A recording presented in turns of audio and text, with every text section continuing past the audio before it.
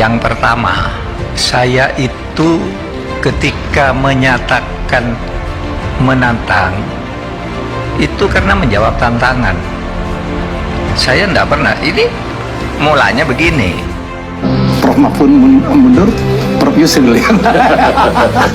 Dari dulu rumor-rumornya begitu, dan saya berkali-kali pertama saya nggak mau jawab. Saya bilang apa ya, rumor-rumor seperti ini nggak jelas dari mana sumbernya, dan udah sering dirumuskan tapi nggak jadi juga. Prof Yusril lebih dari pantas untuk menjadi Menko Polhukam, bukan jabatan kementerian pertama juga ya? Iya. Mula-mula kan saya dulu Menteri Hukum dan Perundang-undangan kan, terus Mensesnek, Menteri Kehakiman dan HAM kan, iya.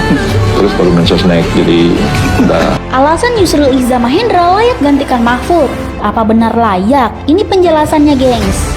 Kabar pergantian jabatan Menteri Koordinator Politik, Hukum dan Keamanan santer terdengar setelah Mahfud MD menyatakan akan mengundurkan diri dari Kabinet Indonesia Maju. Yusril Iza Mahendra pun dinilai sebagai sosok yang tepat untuk menggantikan posisi Mahfud MD dari jabatan Menko Polhukam. Pengalaman serta jam terbang Yusril tidak perlu diragukan lagi karena pernah menempati jabatan tersebut. Menurut pengamat politik Citra Institut Yusak Farhan, keunggulan lain yang dimiliki Yusril adalah karena Yusril berada di tim ses Prabowo Gibran. Positioning politik Yusril di Pilpres cenderung memudahkan bagi Jokowi untuk mengoptimalkan kerja-kerja pemerintahan. Dia menuturkan pengangkatan menteri ini bukan hanya soal kompetensi dan kapasitas saja, tapi juga bagaimana bisa satu visi dan punya relasi baik untuk mengoptimalkan kerja-kerja pemerintahan. Siapakah sosok lain jika menurut kalian, geng? Kalau ditawarin menteri, Prof, tadi kan Parpol udah ada tawarannya. Pernah nggak sih, Prof? Masa iya seorang Prof selama pemerintahan Jokowi kemarin tuh pasti ada Prof ya diajak menteri? Penasaran. Melihat rekam jejak Prof Yusril yang sangat-sangat capable gitu. Iya, saya sebenarnya 3 kali jadi menteri. Jadi udah bosan berarti, Prof? Bosan sih enggak ya. Tapi saya tidak meminta sesuatu. Dan apa namanya, kalau ditawarkan pun saya pikir-pikir begitu, apakah saya mampu melaksanakan tugas itu? Tidak. Ya pada waktu Pak SBY dulu banyak mendekat yang udah inilah, yang kemarin udah muncul poster ini, Prof, soal Prabowo Yusril. Gimana tuh, Prof? Nah, sebelumnya ada yang bikin poster Mbak Puan Yusril. Oh gitu. Cuman kan sekarang udah mengerucut nih, Prof. Yang bikin poster ini kan orang, bukan saya yang bikin. Jadi siapa aja bisa aja di apa namanya di, bahkan dulu disebut Jokowi Yusril pernah juga, tapi nggak pernah jadi juga kan. Menjadi pertanyaan akan siapa sosok pengganti jabatan itu di sisa masa kepemimpinan Jokowi. Pakar komunikasi politik Emrus Sihombing memiliki pendapat mengenai sosok pengganti Mahfud MD yang menjadi Menko Polhukam.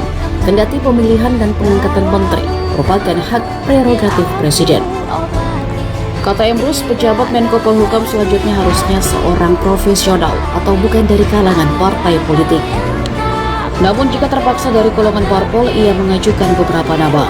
Yang pertama adalah Presiden kelima RI, Susilo Bambang Yudhoyono, yang juga Ketua Majelis Tinggi Partai Demokrat.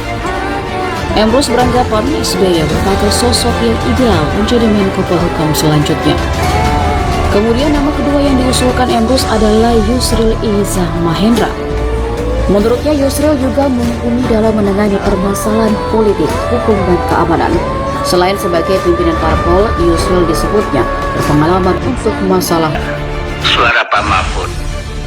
Jadi sehingga tidak salah juga Pak Mahfud, orang menyampaikan ada apa dengan Pak Antu di Detik itu bicara begini, jam 4.21 Detik.com, jam 4.21 tanggal 26. Intinya itu saya harap Mahfud berani buka-bukaan, berani terus terang. Itu Detik jam ya, Detik.com tanggal 26 jam 4.21.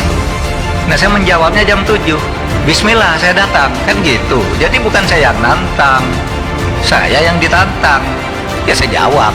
Jadi jangan dibalik gitu. Masih ada kan di Twitter, dilihat. Saya tuh kan mengcapture Pak Benny, bukan saya yang mulai. Saya enggak, saya diem aja. Tapi ditantang itu kan, ya datang, harap datang juga Pak Ateria, Pak Arsul, karena ini kan yang terus terang pada waktu bicara keras saya katakan mengancam, kan ada di video.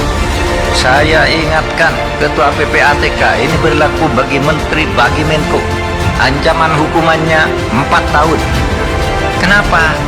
Karena satu, ngomongkan ke publik nggak boleh. Saya bilang, saya siapa yang ngomongkan? Ngomongkan itu kan ada ukurannya. Identitas. Iya kan? Identitas akun kan itu ada ukurannya. Ngomongkan, saya ini ngomongkan agregat. Nah, satu, kalau soal agregat sudah ada sepakat, tetapi itu bukan membocorkan. Nah, kalau agregat